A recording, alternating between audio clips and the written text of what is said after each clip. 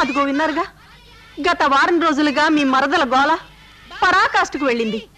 బామల కాలేజీని బావల కాలేజీగా మార్చేలా ఉంది నాయనా.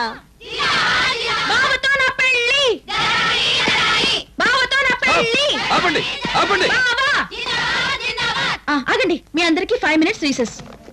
ఏంటి ఏం తెలుసో? ఇది మన ముత్తాతలు కట్టించిన కాలేజీ, అందుకే మనం తొందరగా పెళ్లి చేసుకుని పిల్లల్ని కానీ ఇక్కడ చదివిద్దాం.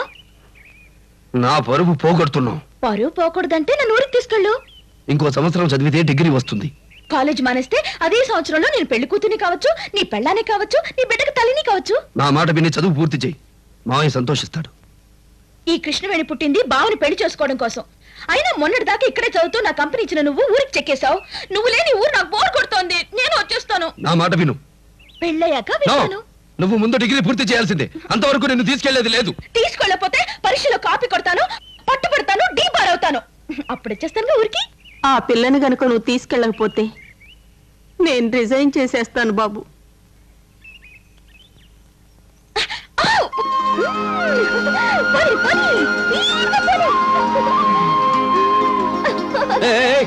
పడతావు, కూర్చో.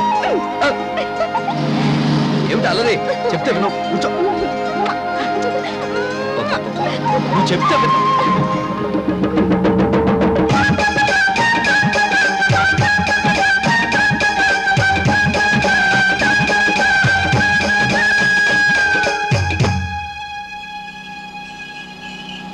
వీరరాఘవరెడ్డి, నేను దొంగలా రాలేదు, దొరలా వచ్చా.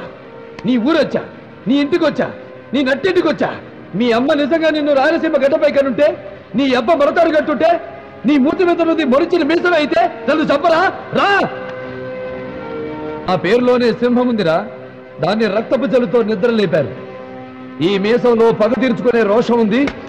ఈ మీసంలో ఎదిరించిన వాడిని మట్టి గడిపించే రాజసం ఉంది. ఇప్పుడే ఇక్కడే మీ అందరినీ తెగ నరక్కపోతే